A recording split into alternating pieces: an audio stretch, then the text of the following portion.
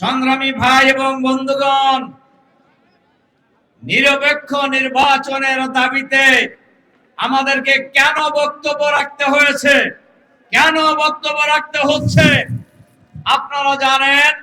নিরপেক্ষ নির্বাচনের দাবিতে আমরা লড়াই করেছি শেখ হাসিনার সরকারের বিরুদ্ধে, ফ্যাসিবাদের বিরুদ্ধে, ইউনূস সরকারের বিরুদ্ধে। আমরা কেন নিরপেক্ষ নির্বাচনের কথা বলছি? আমরা ইতিমধ্যেই লক্ষ্য করেছি নির্বাচনের আগেই কোন অফিস আদালত একটি দলের অফিসে পরিণত হয়েছে।